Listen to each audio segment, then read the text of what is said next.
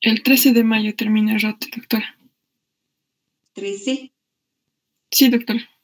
Que vendría a ser el lunes de la subsiguiente semana. ¿Estoy bien o no? Cae el viernes de la siguiente semana, doctora. ¿Ese es nuestro último día? Sí, doctora. Ya. Entonces tenemos miércoles y viernes más, ¿no? Actividad. Y me parece que va relacionada. Les aclaro, a pesar que no está su compañero Marco Antonio, fundamentalmente por él era que quería aclarar lo siguiente.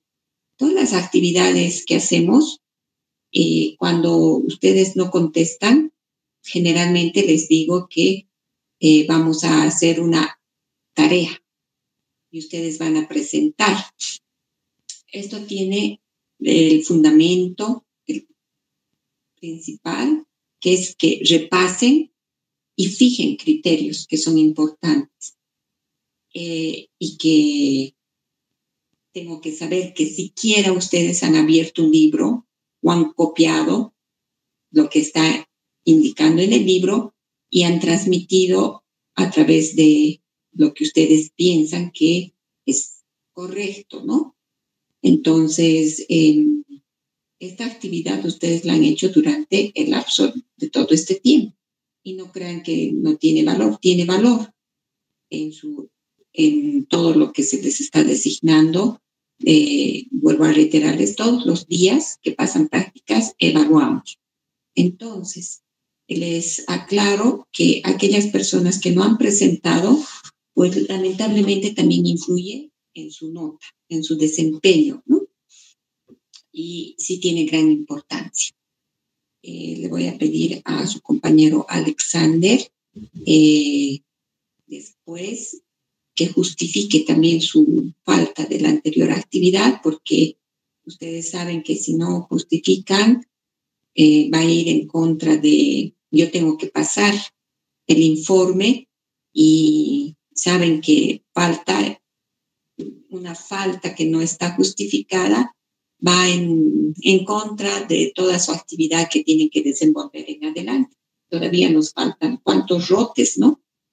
Vuelvo a reiterarles, si ustedes tienen 2 faltas que no han sido justificadas, pues ya no pueden seguir adelante en nuestra actividad de todo lo que es la asignatura de Medicina 1. Entonces tengan cuidado, por favor, y después Alexander tiene que pasar su justificación. Bien, me voy a fijar si su compañero Marco Antonio ha puesto algo en el grupo.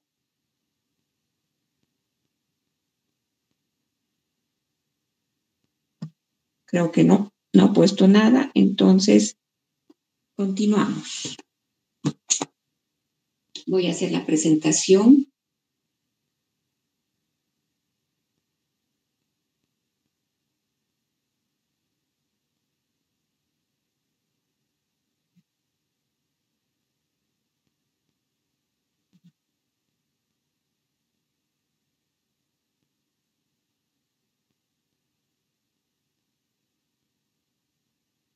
Bien, habíamos hablado el día miércoles acerca de lo que es el examen de la palpación del corazón y fundamentalmente lo que nosotros vamos a ir a evaluar es lo que se denomina latido cardíaco, latido de punta, choque de punta, el APEX.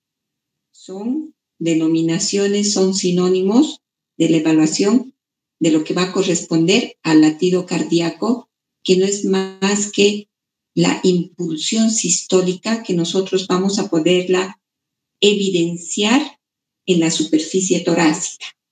La misma va a tener la transmisión que se denomina como latido cardíaco, que la vamos a evaluar a la palpación en relación a su situación. Vamos a evaluar la extensión del latido, la amplitud, la fuerza y la intensidad. ¿Sí? Ustedes ya han mencionado las características en relación a todo lo que estamos comentando. Ya han repasado. Entonces, ahora voy a ir preguntando.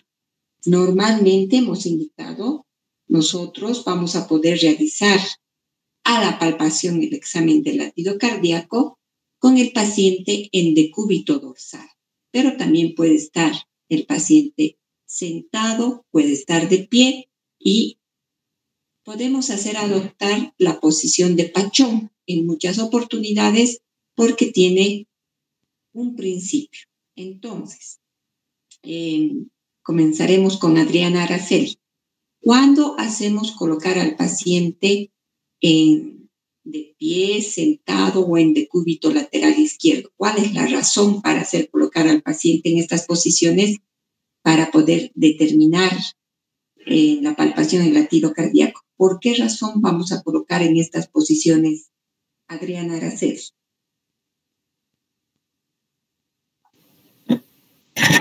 Doctora, buenos días.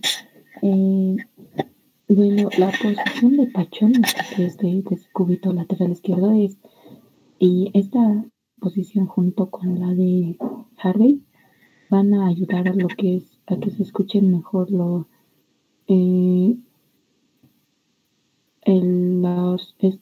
¿cómo se dice? Los ruidos de las válvulas semilunares. Esto también la posición de Azoulay, que es la que es en decúbito dorsal con los miembros elevados, estas van a ayudar al retorno venoso y también van a favorecer a los ruidos cardíacos. Ya, pero fundamentalmente acá estamos hablando de la normalidad. Nosotros debemos colocar al paciente en la posición de salud por algún motivo. En este momento estamos hablando de la normalidad. Normalmente nosotros podemos evaluar el latido cardíaco en decúbito dorsal. Ahora, gracias a Adriana Araceli. Estefanía, ¿por qué vamos a colocar al paciente sentado o vamos a colocar en decúbito lateral izquierdo? ¿Cuál es el fundamento? En un paciente, en cualquier paciente, no aquellos pacientes que tengan patologías, sino en cualquier paciente, ¿por qué vamos a colocar en decúbito lateral o en sedestación? ¿Cuál es la finalidad? Se coloca en pacientes cuando, cuando está en supinación o sentado, y en esta no se le puede palpar bien los pulsos cardíacos en decúbito lateral izquierdo. Esto ayuda esto ayuda a que el impulso ventricular izquierdo se encuentre más hacia la izquierda. Debido a esa posición se va a desplazar y así podemos auscultar mejor. Palpar mejor, perdón. Ya. Cuando nosotros estamos haciendo la evaluación, entonces, evaluación de la palpación, cuando no percibimos colocando la palma de la mano o los dedos índice y dedo medio en proyección del latido cardíaco, nosotros lo que hacemos es colocar al paciente en sedestación, en bipedestación o en decúbito lateral izquierdo. ¿Con qué motivo? Para poder determinar el latido cardíaco. ¿Por qué? Y si no me equivoco, una de sus compañeras indicó la anterior actividad que tiene una función, un fundamento. ¿Cuál es el fundamento? En el momento en que nosotros colocamos al paciente en estas posiciones, lo que va a ver es que la punta del corazón se va a desplazar hacia la pared anterior de tórax. Entonces, de esta manera nosotros vamos a poder percibir el latido cardíaco. ¿Sí? Ahora sí podemos ya entrar a hablar de patología si quieren, porque existe algunos cambios en algunas personas que no podamos percibir de manera adecuada, y al hacer estos cambios en la posición podamos percibir en situaciones normales y en situaciones patológicas, evidentemente. ¿Ya? Bien, entonces, normalmente el latido cardíaco nosotros a la palpación lo vamos a percibir Adriana Araceli, ¿dónde se percibe el latido cardíaco? En el quinto espacio intercostal del lado izquierdo, sobre la línea medio clavicular o un poco adentro. Muy bien. Se percibe entonces en el quinto espacio intercostal izquierdo sobre la línea medio clavicular.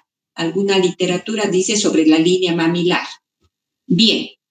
Entonces habíamos indicado que tiene esa localización, que va a tener una extensión entre 2 a 3 centímetros de diámetro, que tiene una fuerza y la amplitud que se va a relacionar cuando ustedes coloquen la palma de la mano como la palpación Large o de Barth, que se denomina. Bien, en ese sentido entonces nosotros podemos tener ahora modificaciones del latido cardíaco normalmente. Por favor, Alejandro, ¿en qué, por ejemplo, en el niño, cuál es la situación del latido cardíaco? ¿Dónde se va a ubicar el latido cardíaco? ¿Dónde está localizado? En los niños, el latido cardíaco se va a encontrar más por arriba, por el cuarto espacio intercostal izquierdo, al mismo nivel de la línea medio clavicular del lado izquierdo. Muy bien. Gracias. Giselle, en el anciano, ¿dónde se encuentra el latido cardíaco? Doctora, este se va a encontrar en el sexto espacio intercostal sobre la línea medio clavicular izquierda. Ya, muy bien. Alexander, el latido cardíaco en los pacientes brevilíneos, en los pacientes obesos, en los pacientes que tengan problemas de distensión abdominal por diferentes motivos, y en las mujeres embarazadas, ¿dónde se encuentra el latido cardíaco? En el quinto espacio intercostal, pero desplazado hacia afuera de la línea medio clavicular izquierda. Gracias. ¿Qué opina Milenka? Doctora, sería en el cuarto espacio intercostal, igualmente desplazado hacia la izquierda, o sea, desplazado hacia afuera y también asciende un poco. Silvia, ¿qué opina usted?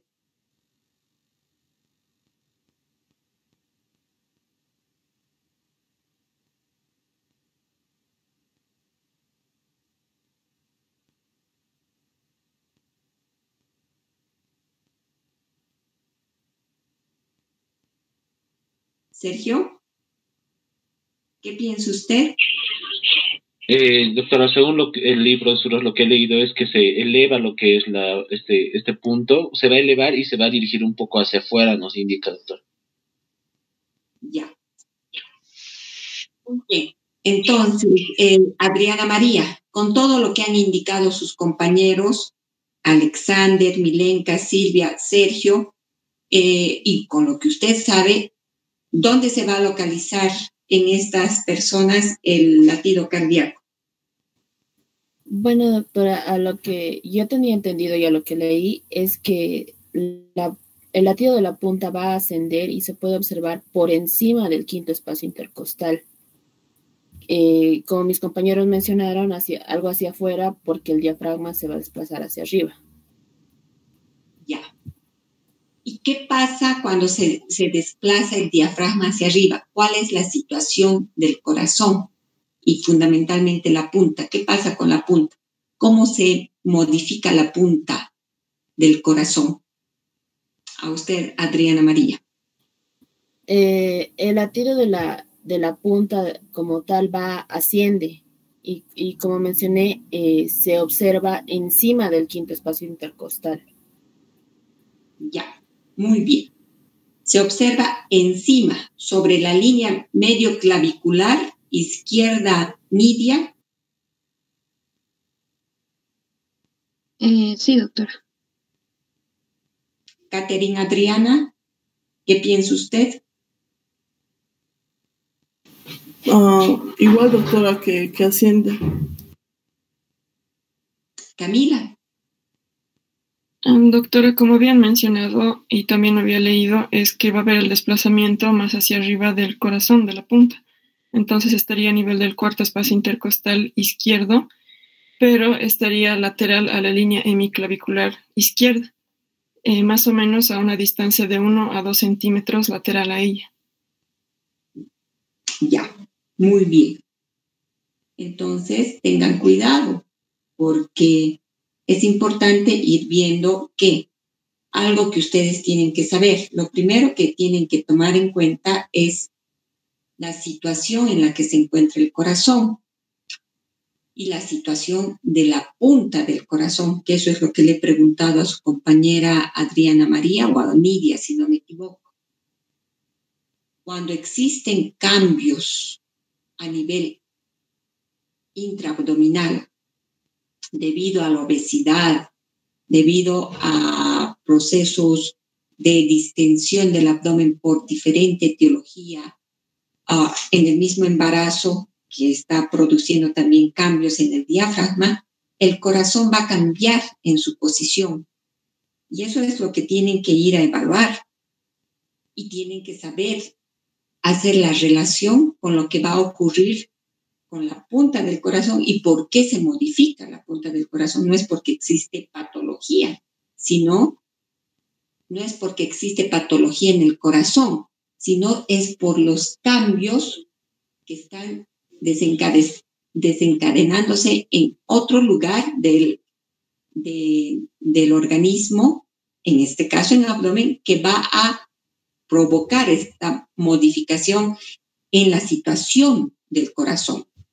Si les pregunto en este momento cuál es la situación del corazón, normalmente ustedes tienen que indicar, pero al haber el ascenso del diafragma, se va a modificar pues la punta del corazón. Ya no va a tener esa proyección que estábamos indicando en relación con qué, con el plano anterior, que tienen que saber y que se va a transmitir indirectamente a través de la evaluación del latido cardíaco. Entonces, en estas personas, no es que ustedes no van a poder hallar, sino que tienen que tener en mente que en el niño está en el cuarto espacio.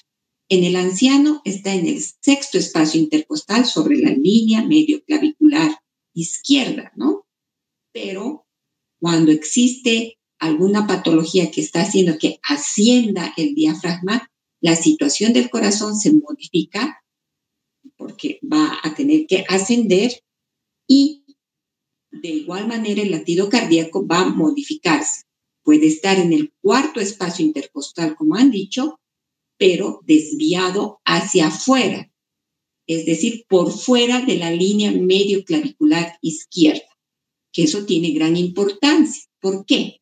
Si la distensión abdominal, si el ascenso del diafragma es marcado, es muy notorio, como cuando está la embarazada en el último trimestre, por ejemplo, o cuando existe una distensión marcada de abdomen, o en la obesidad mórbida, pues hasta puede ascender hasta el tercer espacio intercostal. Entonces eso tienen que tener en mente, por favor, que se puede desviar y puede ascender hasta el tercer espacio y, por supuesto, va a estar siempre por fuera de la línea medioclavicular izquierda. Entonces son aspectos que ustedes tienen que saber determinar. Nosotros hacemos colocar en la posición de Pachón. ¿Con qué objetivo, Sergio? ¿Cuál es el objetivo de hacer colocar en la posición de Pachón al paciente? Aparte de poder determinar bien el latido cardíaco, ¿por qué otra razón más vamos a hacer colocar en esta posición? Ya, doctora, la posición de Pachón de cúbito lateral izquierdo se utiliza más que todo para poder determinar la palpación y también la auscultación de lo que es la punta para localizar mejor el ápex del corazón y ahí poder hacer la palpación y auscultación, doctora. Ya. Se coloca en esta posición por lo que acaba de indicar, porque no, si no localizamos normalmente en decúbito dorsal, pues en esta posición sí vamos a poder evaluar. Pero tengan cuidado, porque se puede desplazar el latido cardíaco. Y el latido cardíaco se puede desplazar y la extensión puede ser de desviación, ¿no? De la punta entre 2 a 5 centímetros. Entonces sí es importante que tomen en cuenta estos aspectos también. Bueno, bien. Entonces, teniendo en cuenta que ustedes deben hacer la evaluación con estas características, pues en su tarea también les he pedido que pongan la patología, que puede hacer que se desplace el latido cardíaco. Y vamos a comenzar. Por ejemplo, si existe cardiomegalia global, Silvia, ¿cuál es el desplazamiento del latido cardíaco?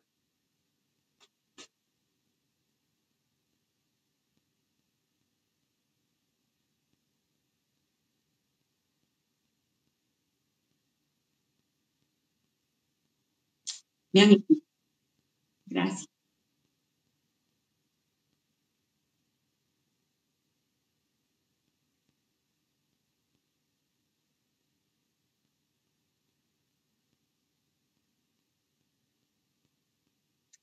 Ya. Pero no tiene que leer, por favor, Silvia. Usted ya tiene que saber de memoria, por favor, ¿ya? Lo que usted está indicando está bien, está muy bien. Entonces sí va a haber un descenso, ¿no? Que puede ser al sexto espacio o muchas veces al séptimo espacio intercostal, pero siempre tienen que tomar en cuenta que va a ser por fuera de la línea medio clavicular izquierda. Y eso ya tienen que tener en mente ustedes, que es parte de la patología. Camila, si nosotros tenemos problemas de aumento de cavidades derechas, fundamentalmente de ventrículo derecho, ¿cómo se desplaza el latido cardíaco? Doctora, se desplazaría en la localización más hacia un nivel, si no me engaño, a un nivel inferior, pero podría tender a desplazar en una dirección horizontal del corazón, no tan notoria, pero es evidente, más o menos lo que sería el quinto a sexto espacio intercostal izquierdo. Un momentito, le voy a contestar a su compañero.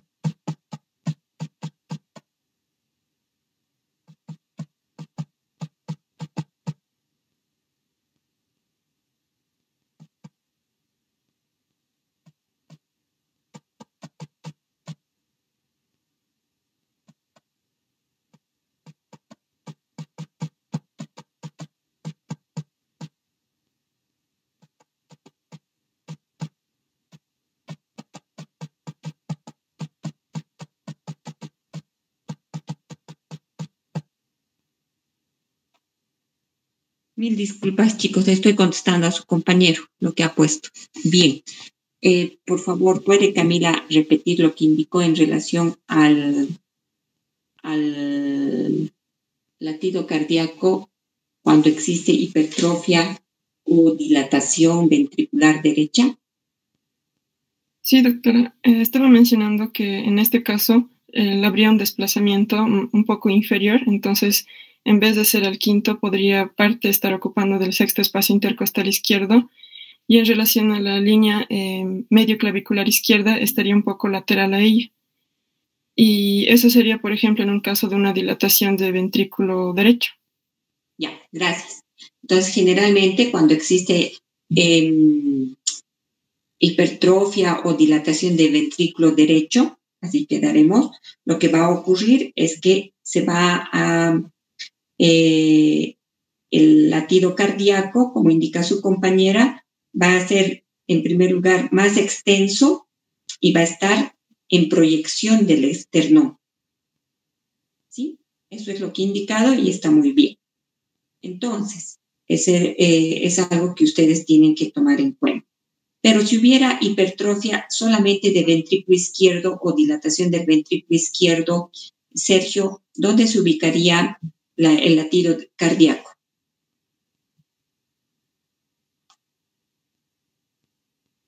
Se ubicaría por fuera de lo que es la línea medio clavicular, o sea, externo, doctor, más hacia afuera, más yéndose hacia lo que es la línea medio axilar anterior. ¿Qué opina Caterina Adrián? Yo también creo que se desplazaría un poco más fuera de la línea que descendiendo. Adelante, Camila. Doctora, según lo que había leído, más bien se desplazaría medial a la línea medio clavicular izquierda y tendría una situación o ubicación en el sexto o séptimo espacio intercostal izquierdo. Ya, en realidad, como indica Camila, cuando hay hipertrofia de ventrículo izquierdo o dilatación, lo que pasa es que desciende. No van a encontrar el latido en el quinto espacio, sino pueden encontrar en el sexto espacio intercostal, pero sobre la línea medio clavicular izquierda. Entonces, son criterios que ustedes tienen que tomar en cuenta y tienen que tener en mente, por favor. Es importante que sepan todos estos criterios porque tiene relación con los aspectos que tienen que ir a determinar. En la pericarditis, por ejemplo, ¿dónde se va a situar el latido cardíaco? Adriana María.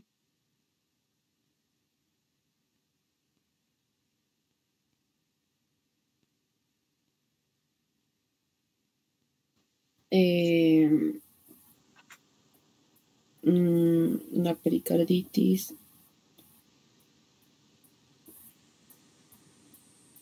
No sabría decirle, doctora, disculpe. Ya. No sé ¿Quién sabe? En la pericarditis, ¿dónde se sitúa el latido cardíaco?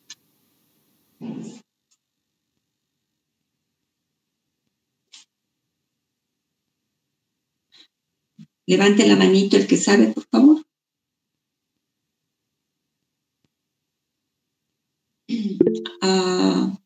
Alejandro, ¿qué entiende por pericarditis? Es la inflamación a nivel del pericardio, doctora. Ya, ¿y qué va a desencadenar? Y por lo que yo he entendido va a elevar el sitio en donde se va a encontrar el latido cardíaco, más o menos a nivel del tercer espacio intercostal, si no estoy mal. Ya. Entonces, al igual que en los pacientes que tienen, que son pícnicos, en los pacientes que tienen obesidad o tienen algún tipo de problema abdominal con el ascenso del diafragma, la pericarditis, como indica Alejandro, es la inflamación del pericardio, pero que muchas veces se acompaña ¿de qué? De derrame. Y esto puede desencadenar que exista modificaciones en el corazón y va a hacer que se ascienda el latido cardíaco al cuarto espacio intercostal o dependiendo al tercer espacio intercostal. La característica es que es sobre la línea medio clavicular o a veces, generalmente sobre la línea medio clavicular. Así mejor quedaremos, ¿sí? Entonces, sí es importante que ustedes sepan estas características. Y cuando ustedes van a evaluar, no solamente tienen que ir a ver la localización, como hemos indicado, sino también van a ir a determinar la extensión. Y la extensión, voy a volver a repetir de acuerdo a lo que habían dicho sus compañeros en la anterior actividad, va entre, ¿cuánto? De 2 a 3 centímetros esta extensión. Ahora, ¿Cómo determinan la amplitud y la intensidad a la palpación? Alexander, ¿cómo se determina cuando está usted haciendo la palpación del latido cardíaco? ¿Cómo va a saber acerca de la amplitud y la intensidad?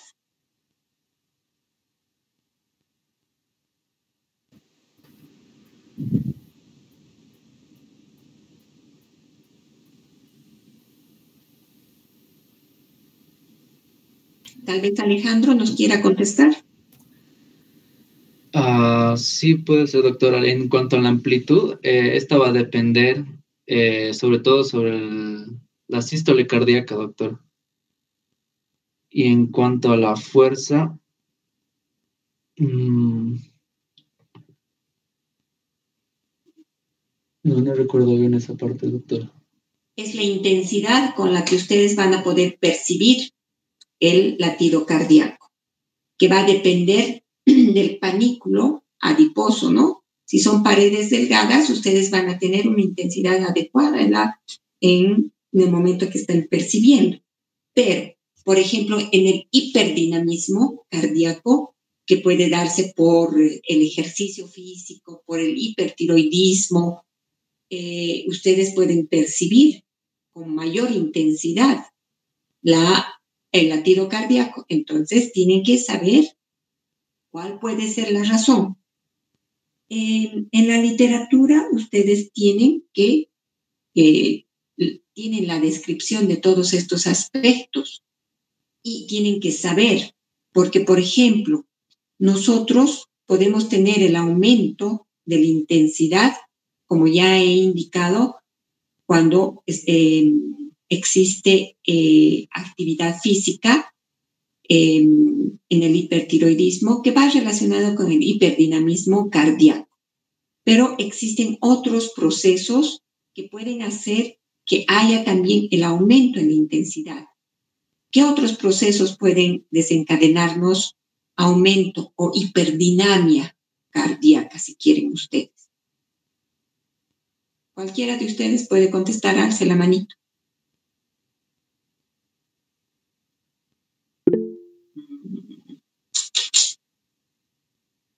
Adelante, Sergio. Doctora, ¿puede ser el estrés uno de ellos que aumenta lo que es el latido cardíaco? Muy bien. Entonces, estados emocionales, estados en los cuales ustedes tengan algún tipo de cambios emocionales, el susto, por ejemplo, va a hacer que haya hiperdinamismo. Silvia, adelante. ¿En qué otros procesos puede haber hiperdinamismo?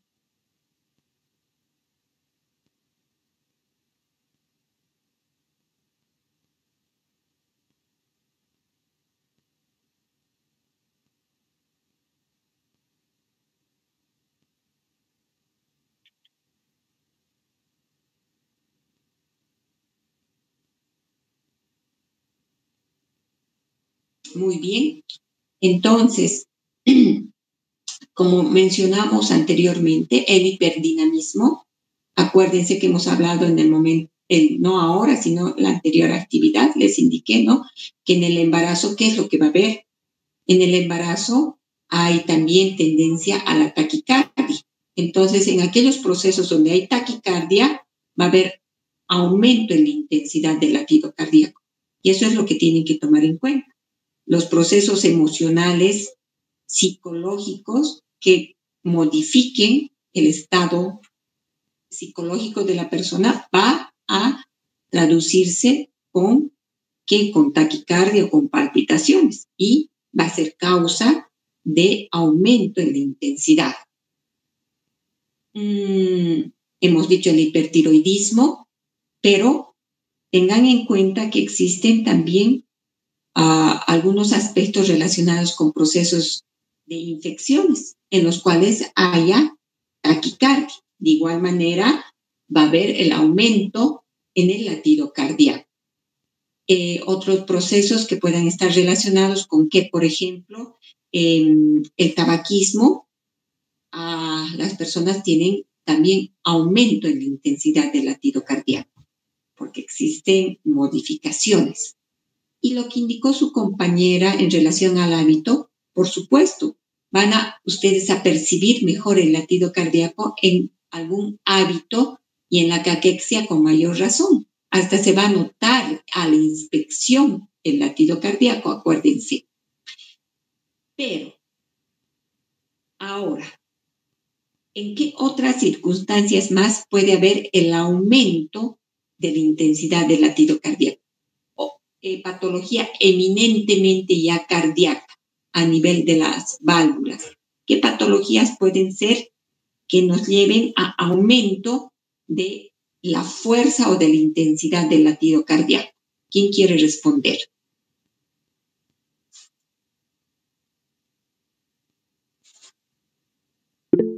Adelante.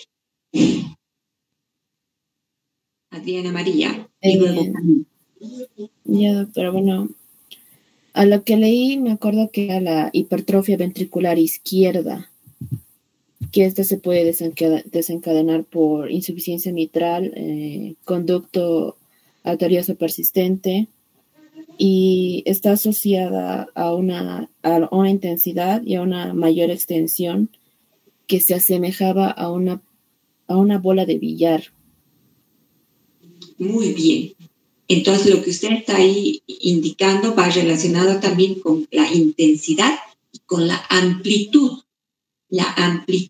de lo que corresponde a la percepción. Entonces, es importante lo que está diciendo usted. Camila, ¿qué más? Aparte de ello, también había leído que puede ser por un proceso de aneurisma arteriovenoso y en otros casos también por el hipertiroidismo, pero no es propio del corazón, pero también es una causa. Ya, el hipertiroidismo nos va a desencadenar hiperdinamia, porque es un proceso sistémico.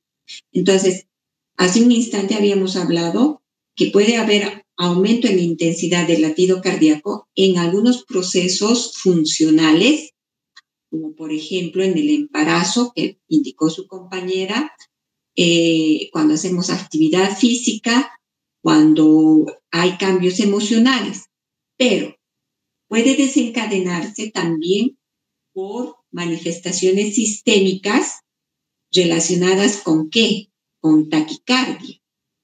Y el hiperdinamismo desencadenado por el hipertiroidismo es una de las causas. Pero por ese hiperdinamismo también pueden haber modificaciones valvulares y sí haber no solamente presencia de aumento de la intensidad del latido cardíaco, sino manifestaciones auscultatorias. Entonces, está bien lo que indica su compañera, pero hay que saber determinar que es una enfermedad sistémica propia del corazón. Procesos propios del corazón están en relación con lo que ha indicado su compañera, va a disculpar, era Silvia si no me equivoco, ¿no? Y luego habló Camila, que no estoy muy segura, me van a disculpar. Y lo que indicó Camila en relación al otro proceso está muy bien, pero del hipertiroidismo más está relacionado con el hiperdinamismo cardíaco, que se considera un proceso sistémico. Afección propia cardíaca, todo lo que esté relacionado con hipertrofia del ventrículo izquierdo, por ejemplo, todo lo que vaya a desencadenar aumento en la contractilidad del corazón e hipertrofia ventricular, pues va a tener relación con el aumento en la intensidad. Por supuesto, las palpitaciones también nos van a dar el aumento en la intensidad.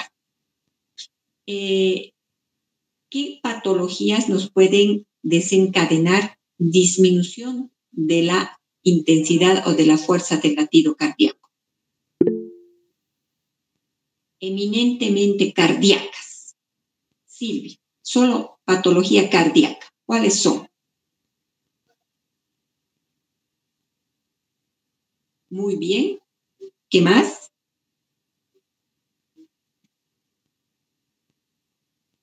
Sí, porque vuelvo a decirles, la pericarditis puede ir asociada con derrame pericárdico. Entonces, sí, ambos van a disminuir el latido, la fuerza, la intensidad del latido cardíaco. Muy bien. ¿Qué más? ¿Qué más, chicos? Otra causa puede estar relacionada con procesos de inflamación del miocardio. La miocarditis de cualquier tipo nos puede desencadenar disminución en la intensidad, problemas de dilatación del corazón. Dilatación. También nos pueden provocar disminución de la intensidad. Entonces, son causas de origen eminentemente cardíaco. Por ejemplo, el síncope nos desencadenará disminución de la fuerza de intensidad. El shock cardíaco nos desencadenará disminución de la fuerza de la intensidad. Chicos, ¿qué piensan?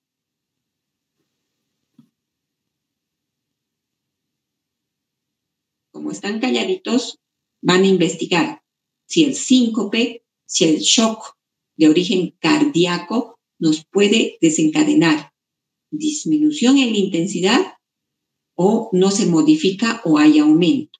Ustedes me van a hacer esa tarea, por favor.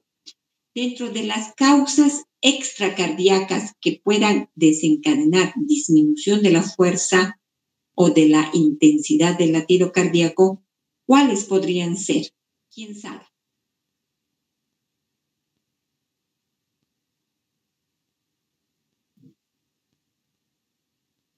Alejandro. Doctora, ¿podría ser un enfisema pulmonar o Sí. también un derrame pleural? Así es. Todo, patologías de origen neumónico, por ejemplo, en las cuales haya derrame o haya la presencia de aire, es decir, neumotórax, que esté, ¿no?, en el lado izquierdo, va a influir en la intensidad del latido cardíaco. Así es. También procesos de pleuresía pulmonar. Entonces, va relacionado con lo que está indicando su compañero. ¿Qué más puede disminuirnos el latido cardíaco que no tengan relación con patología eminentemente del corazón, sino de otra característica?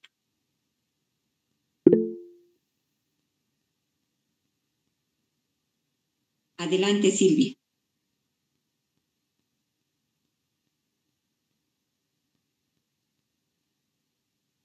¿Por qué razón, Silvia? Está muy bien. ¿Por qué razón?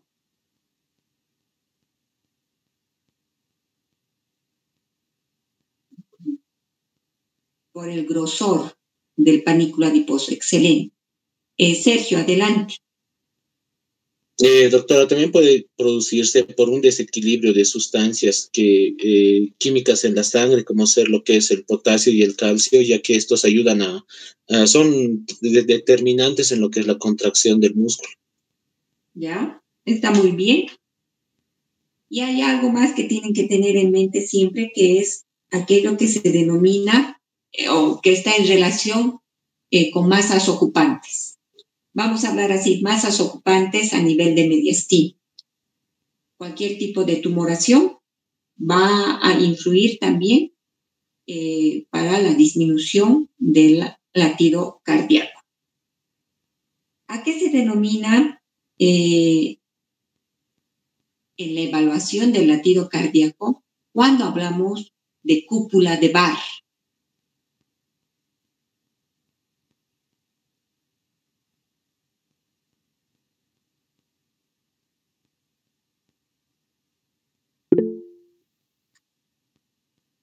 Hace un instante su compañera mencionó acerca de que en un proceso de hipertrofia, si bien va a haber el aumento de la fuerza, de la intensidad del latido cardíaco, también indicó que se va a percibir como si fuera lo que estamos notando como una una pelota de billar.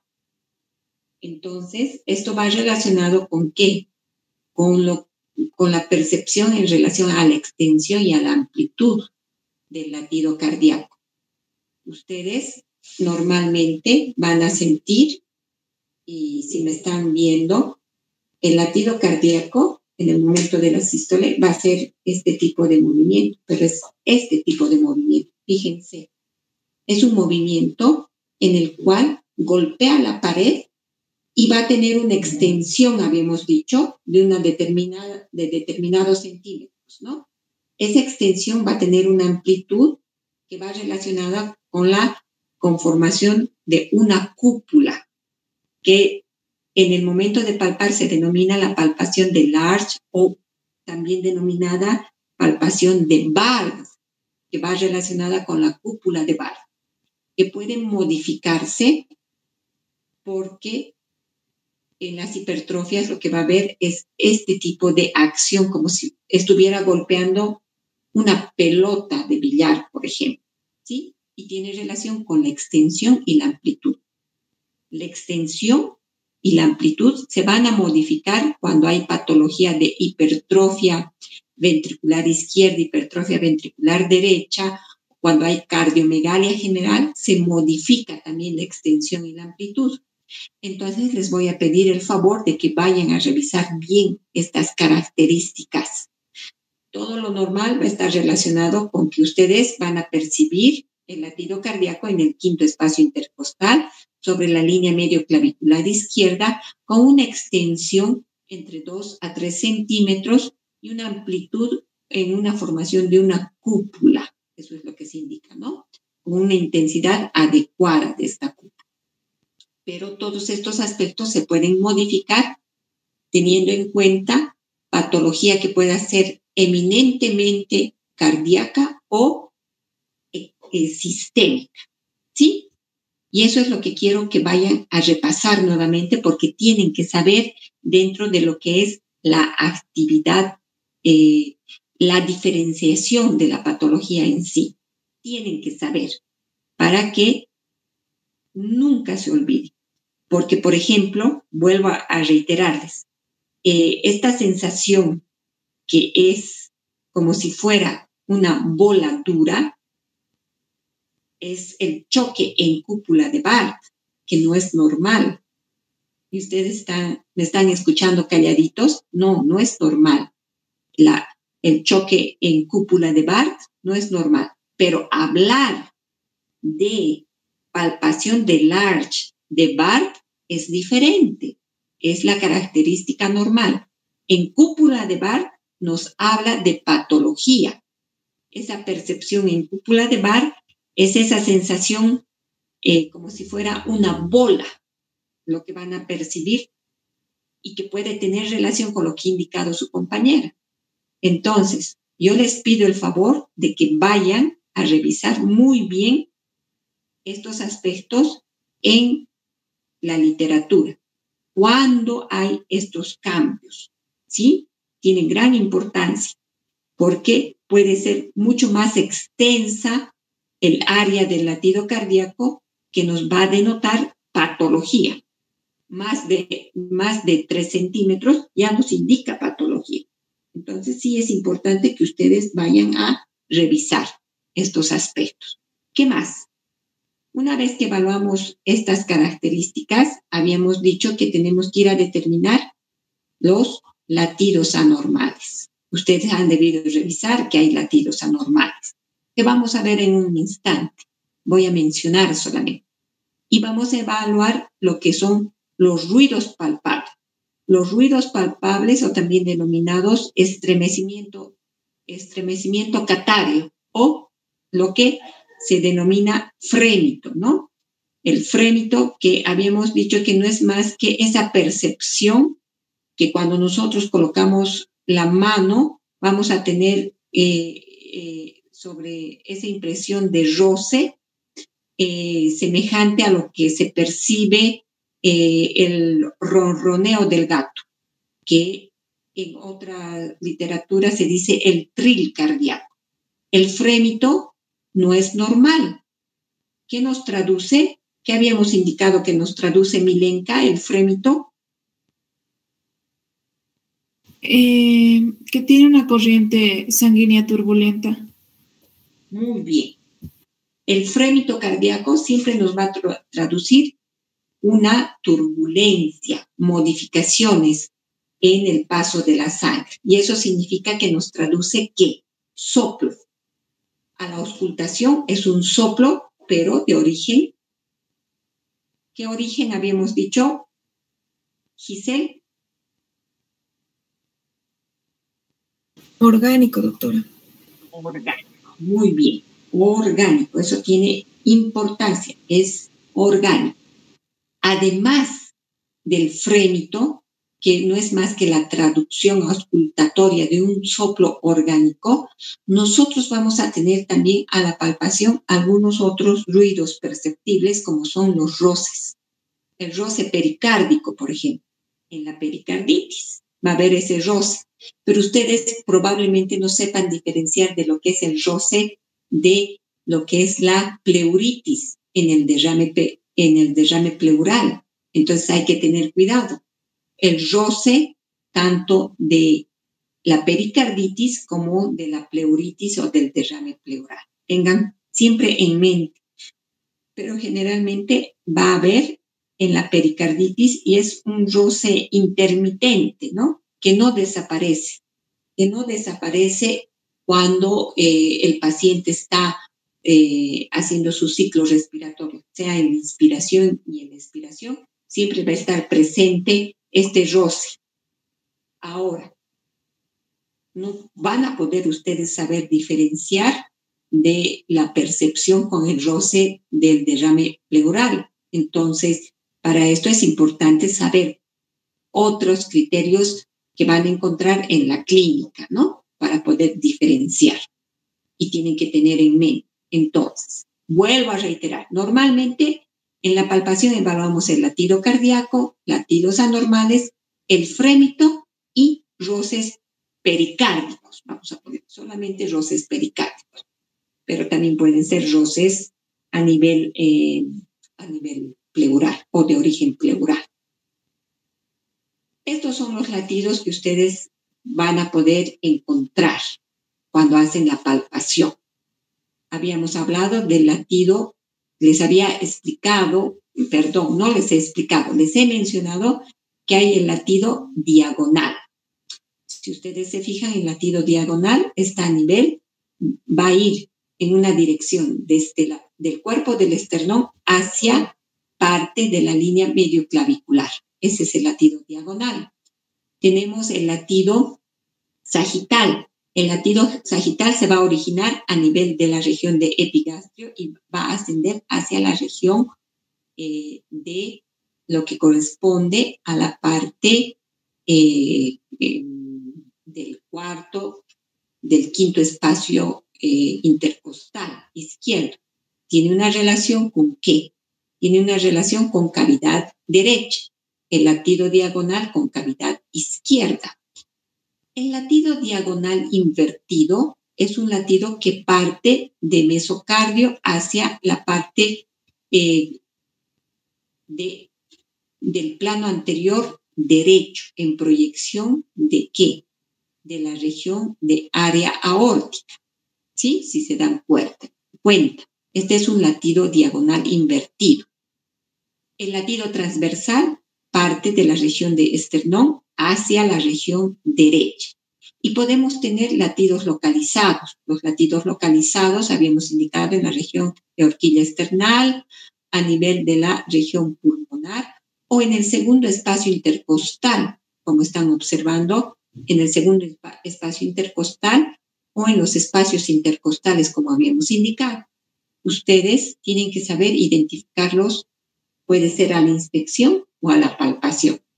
Nos denota patología. Esto nos denota patología. Esto tienen que saber qué nos traduce. Voy a seguir insistiendo en que ustedes vayan a revisar. No todo es normal, nos traduce patología. No les voy a preguntar ahora. Ustedes tienen que saber. Les voy a preguntar el lunes en nuestra actividad práctica. Entonces, en resumen, nosotros vamos a hacer la palpación de corazón teniendo en cuenta, en primer lugar, que tenemos que ir a evaluar el área precordial con la palma de la mano. Iremos a determinar la punta, la región cifoidea y sus cercanías, la región de la base, ambos lados del esternón. Vamos a ir a hacer la palpación con toda la palma de la mano de esa manera. Luego vamos a palpar en distintas posiciones, que eso tiene gran importancia. Acuérdense, vamos a palpar en decúbito lateral, en decúbito dorsal, cuando el paciente esté en sedestación, en decúbito lateral izquierdo, o podemos ponerlo en sedestación con inclinación hacia la izquierda, o en decúbito ventral. Muchas veces podemos hacer la palpación, porque vamos a percibir latidos en el plano posterior. Hay en alguna situación que pongamos al paciente en decúbito ventral. Habíamos indicado que si nosotros no percibimos con la palma de la mano, pues vamos a evaluar con los dedos índice y medio, fundamentalmente con la falange distal y con flexión de las falanges para poder percibir el choque de punta, ¿sí? Y acá está la secuencia de evaluación que tienen que saber. Muy bien. Una vez que hacemos esta característica, vamos a hacer, ya concluimos la evaluación de lo que es la parte palpatoria. No vamos a hacer la determinación de lo que es el método percutorio. El método percutorio habitualmente no se realiza, por eso no les vamos a explicar. Y entramos a la evaluación de la auscultación cardíaca. Para la auscultación cardíaca, ustedes se tienen que acordar de los focos de auscultación que tenemos, pero hay algo importante. Si bien nos vamos a acordar de estos focos de auscultación, nosotros tenemos que ir a determinar algunos aspectos en la evaluación cardíaca. En la evaluación cardíaca, nosotros podemos hacer una evaluación teniendo en cuenta algunos aspectos de lo que vayamos a ir a auscultar. La secuenciación de la evaluación cardíaca puede ser siguiendo las manecillas del reloj o que sea antihoraria. Entonces, nosotros podemos hacer la evaluación siguiendo las manecillas del reloj o de forma antihoraria. Pero podemos hacer también con una secuencia de un reloj de arena. De un reloj de arena. De esta manera. ¿Sí? Siguiendo las manecillas del reloj, ustedes pueden comenzar, si quieren, en focos de la base y terminar en focos de la punta. O de forma antihoraria, comenzar en focos de la punta y terminar en focos de la base. Si ustedes se dan cuenta, focos de la punta, focos de la base. Focos de la base, focos de la punta. Pero la evaluación en reloj de arena es más adecuada, es más útil y nos orienta mucho mejor. ¿Por qué? Cuando hacemos la evaluación siguiendo la secuencia en reloj de arena, vamos a comenzar la evaluación en focos de la base, subimos a focos, en focos de punta, subimos a focos de la base y terminamos en el foco de la punta. Si ustedes se dan cuenta, miren, vamos a hacer con la evaluación y prefiero dibujar.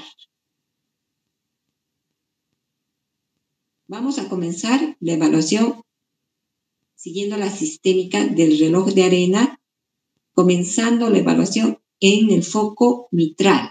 Vamos a pasar al foco tricuspidio, vamos a ir al foco pulmonar, al foco aórtico, al accesorio aórtico y volvemos al foco tricuspidio. Esta es una secuencia de evaluación en reloj de arena. Esta evaluación en reloj de arena primero nos está evaluando el foco de la punta, es decir, corazón izquierdo. Luego nos evalúa corazón derecho, comenzando con el foco de la punta, tricuspidio. Vamos al foco pulmonar, que es corazón derecho, y luego pasamos nuevamente a corazón izquierdo con el foco aórtico, accesorio aórtico, y volvemos al foco mitral. Si ustedes se dan cuenta, comenzamos la evaluación siempre con el foco de la punta en proyección de lo que es corazón izquierdo. Y luego evaluamos corazón derecho y volvemos al corazón izquierdo. Tiene gran importancia esta secuencia de evaluación porque ustedes van a poder identificar patología que puede estar en relación al corazón izquierdo o patología al corazón derecho. ¿Sí? Entonces sí, es importante que ustedes sepan identificar estos aspectos. Bien. Entonces, en mi criterio es la mejor forma de evaluación, pero ustedes también pueden utilizar lo que habíamos indicado. Pueden hacer la evaluación siguiendo las manecillas del reloj. Comienzan en corazón izquierdo, foco mitral, van a tricuspidio, pasan al foco aórtico, pulmonar y vuelven a tricuspidio. Pero esta es una secuencia pueden confundirse en la evaluación de la patología de corazón derecho y corazón izquierdo. Antihoraria pueden comenzar de igual manera en focos de la punta. Comienzan con foco tricuspidio, pasan al mitral, suben a pulmonar, aórtico. Y si quieren, hacen el accesorio aórtico. Es antihoraria. Otra forma de evaluación es focos de la punta y luego focos de la base. Pero la mejor forma de evaluación, vuelvo a reiterarles, es siguiendo esta secuencia en reloj de arena, en la cual siempre van a comenzar con la evaluación de los focos de la punta y luego van a focos de la base. ¿Sí? ¿Por qué tiene gran importancia? Por las características de evaluación que van a seguir. Cuando nosotros evaluamos a la auscultación corazón, siempre vamos a evaluar con la membrana timpánica. En algún momento sí vamos a hacer la evaluación con la campana de nuestro estetoscopio. Generalmente hacemos con la membrana, pero sí se puede usar la campana. Y ustedes tienen que saber cuándo se utiliza la campana. Generalmente cuando hay patología. Al tener en cuenta esta secuencia de evaluación, nosotros tenemos que ir a evaluar. Cuando estamos haciendo la relación de la secuencia, nosotros vamos a ir a evaluar todos estos focos de auscultación. En cada foco de auscultación, ¿qué voy a evaluar? En cada foco de auscultación voy a ir a evaluar ritmo, frecuencia, voy a evaluar los ruidos cardíacos. Evaluaré el primer ruido, el segundo ruido, el tercer ruido, normal o patológicamente, el cuarto ruido, generalmente patológicamente. Voy a evaluar la intensidad de los ruidos cardíacos y voy a ir a evaluar ya patología.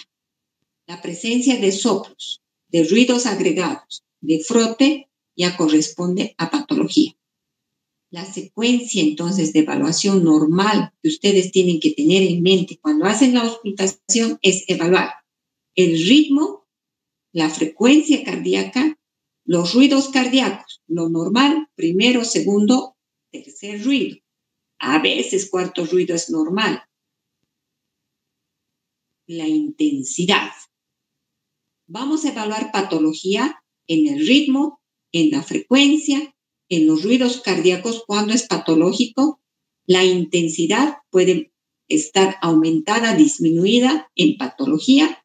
Ya es eminentemente patológico evaluar soplos, ruidos agregados y frotes. ¿Está entendido, chicos? Esta es la secuencia que tienen que tener en mente cuando están haciendo la evaluación en cada foco de auscultación. En cada foco de auscultación yo tengo que ir a evaluar todos estos criterios. ¿Sí? Entonces, cuando yo vaya a poner mi estetoscopio en el foco mitral, tengo que ir a evaluar ritmo, frecuencia, identificación de primer y segundo ruidos. Tengo que evaluar intensidad, normalmente. Una vez que evalúo estos aspectos, paso al foco tricuspidio. Vuelvo a evaluar ritmo, frecuencia, primer, segundo ruido, intensidad. Me voy al foco pulmonar. Evalúo ritmo, frecuencia, identificación de primer, de segundo ruido cardíaco, intensidad. Me voy a foco aórtico. Evalúo ritmo, frecuencia cardíaca, identificación de primer ruido, de segundo ruido, intensidad del primer ruido, del segundo ruido. Me voy a accesorio aórtico, evalúo lo mismo, vuelvo al foco mitral. Si en alguno de los focos he encontrado patología, tengo que quedarme a evaluar qué. Si hay presencia de soplos, si hay presencia de ruidos agregados o si hay frotes. O si hay cambios en el ritmo, si hay cambios en la frecuencia. Fundamentalmente el ritmo y la frecuencia la evalúan en qué foco, en el foco mitral. Pero si hay cambios en los ruidos cardíacos, es en cada foco tenemos que ir a evaluar cambios en los ruidos, en el primer ruido, en el segundo ruido, hallazgos de otros ruidos, tenemos que ir a evaluar en cada uno de estos focos. Si hay cambios en la intensidad, en cada uno de los focos tenemos que evaluar lo propio soplos, lo propio ruidos agregados y frote. De igual manera, se evalúa siguiendo esa sistémica que hemos indicado. Bien, normalmente ustedes van a escuchar y hay onomatopeyas que ustedes tienen que tener en mente cuando están evaluando los ruidos cardíacos. Lo normal para poder evaluar ritmo, frecuencia y ruidos cardíacos puede ser luk-dup, luk-dup, luk-dup, luk-dup o dum-da, dum-da, dum-da. ¿Conocen alguna otra onomatopeya más, chicos? Sergio, ¿usted conoce alguna otra onomatopeya? No, ninguna, doctora. Ya, pues hay varios tipos de onomatopeyas. Las más frecuentes pueden ser luk-dup, luk-dup, luk-dup, luk-dup o dum-da, dum-da. Bien, entonces, cuando ustedes coloquen su estetoscopio en área mitral, ustedes van a tener que evaluar y tienen que tener en mente la génesis de esta onomatopeya y tiene que ir en la mente. Por ejemplo, vamos a hacer dum-da, dum-da, dum-da, dum-da. Ustedes van a evaluar en 1 minuto porque tienen que determinar ¿qué? Tienen que determinar la frecuencia cardíaca. Entonces, al estar evaluando en 1 minuto, en la mente tienen que tener esa onomatopeya. Dum-da, dum-da, dum-da, dum-da, dum-da. Al decir dum-da, dum-da, están evaluando el ritmo. ¿Sí? ¿Qué ritmo tiene? Es un ritmo regular, es un ritmo normal, porque está dum-da, dum-da, dum-da. ¿Qué están evaluando? Están evaluando la génesis del primer y del segundo ruido. El primer y el segundo ruido van dum-da, dum-da, dum-da, dum-da. Entonces, estos ruidos están generando que escuchen esa sonoridad con un ritmo, el ritmo normal. Dum-da, dum-da. Por lo tanto, ustedes cuando vayan a evaluar el ritmo van a decir, ese corazón tiene un ritmo normal. ¿Por qué? Porque tiene una regularidad en su génesis del primer y del segundo ruido. Porque suena dum-da, dum-da o lup-dup, lup-dup, lup-dup, lup-dup. ¿Entiende? Entonces, es un ritmo normal. La frecuencia cardíaca en 1 minuto van a evaluar lup-dup, lup-dup, lup-dup. En 1 minuto será tanto. Ahora escuchen. ¿Esto es normal? Dum, da, da. Dum, da, da. Dum, da. Dum, da. Dum, da, da. Dum, da. Dum, da. ¿Es normal, Catherine Adriana, lo que he hecho?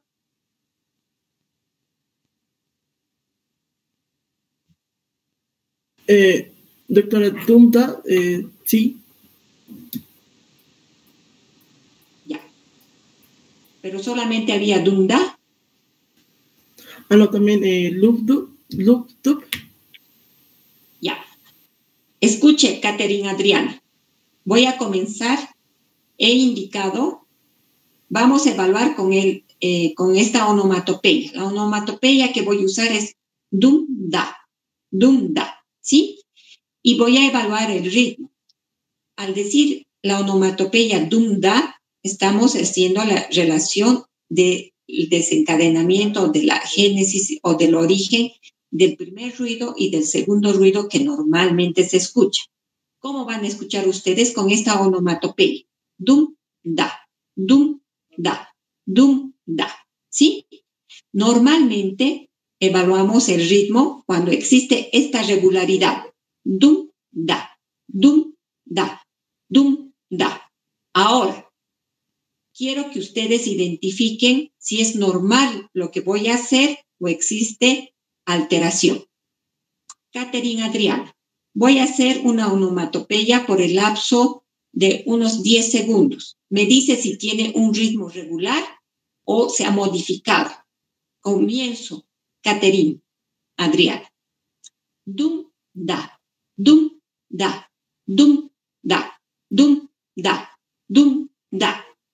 Catherine Adriana, ¿es normal esa onomatopeya en relación al ritmo?